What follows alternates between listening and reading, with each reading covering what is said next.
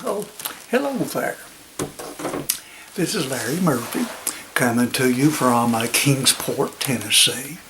And today I want to share something that happened to me back in 1968 when I was attending the Nashville Auto Diesel School in Nashville, Tennessee.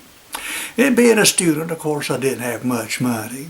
So when the universal joints went bad in my 1964 Ford Fairlane, well, I didn't have the money to have it repaired by someone else. But being a mechanic in training, that was no problem.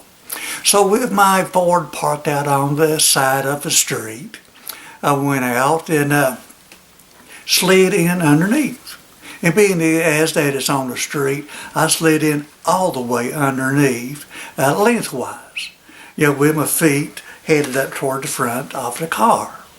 Well, removing, universal joints from the drive shaft is a fairly simple operation. So it didn't take long until I had dropped it. Well, as soon as I dropped that drive shaft, I immediately realized that a simple repair had escalated into a major situation. Because you see, I had forgotten 3 things that I should have done before I crawled under that car. One, I hadn't set the emergency brake. Second, I hadn't chocked the front wheels.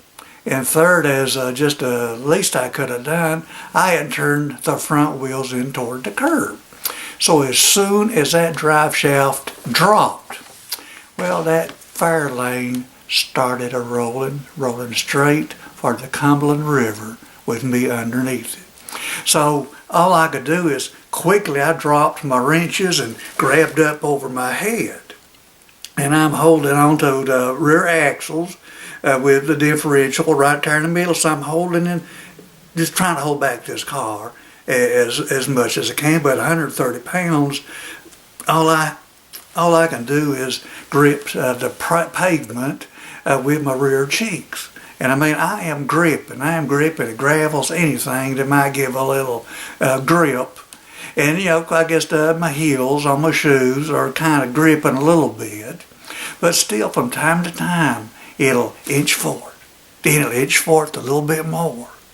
I know here any moment it's going to start inching, and it's going to turn not into inches but feet.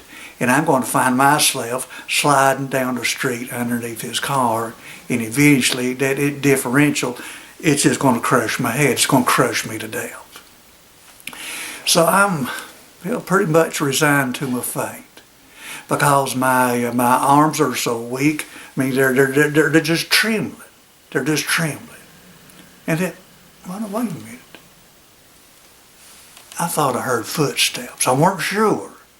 So I kind of cocked my ear a little bit, and sure enough, I can hear footsteps on the sidewalk.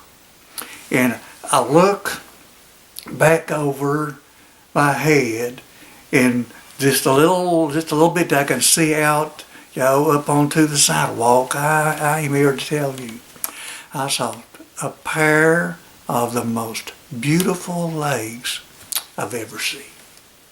Now, they were beautiful because when I saw those 2 legs, I knew that I had hope. I had hope of being saved.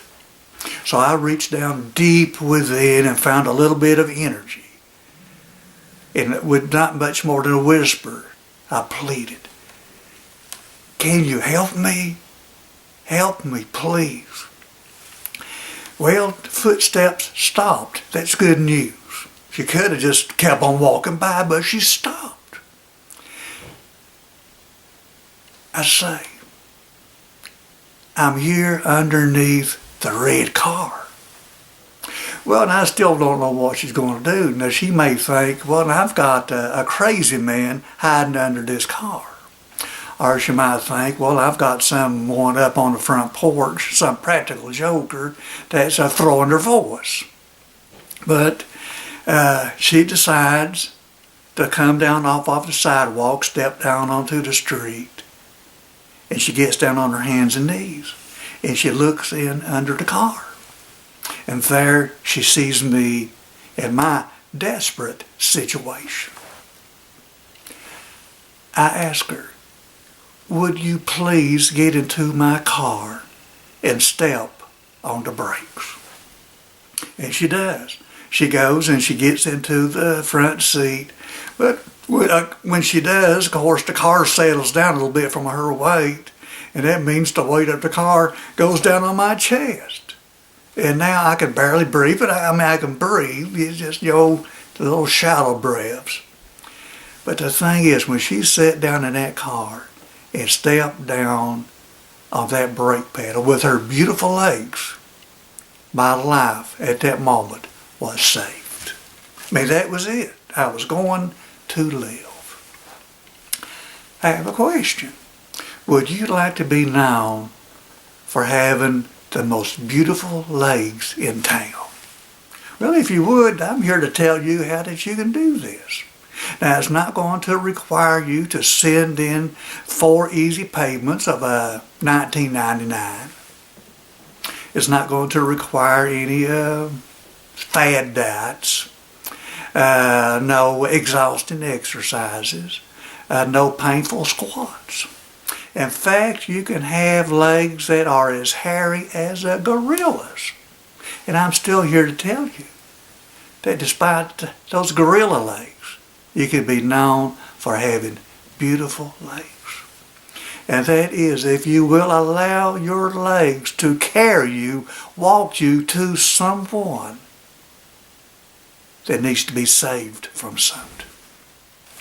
Now, in the religious sense, of course, that might mean that you need to go to someone that is lost, and tell them how it is that they can be saved from sin. Now, it might just be in the general sense that you're walking by and you happen to see someone with their vehicle broke down on the side of the street, and they need help. And if you stop and get out and start walking in their directions, they're going to know you as having a pair of beautiful legs. Whatever the situation, there are people out there that are in as desperate a situation as was I underneath that car today. Some of these people have held on for as long as they can. They're at that point that some of them have pretty much resigned to the fact that their fate is going to be just what it is. That it's almost over, a matter of time. Your legs carrying you to them can give them hope. Hope that now that they are going to be saved, that there is a way for their life, their soul, to be saved. The thing is, don't let your legs just keep on walking and walk on by. But stop and lend a hand. Lend a foot as she did. And you will be known for your beautiful legs. Thank you, and God bless you.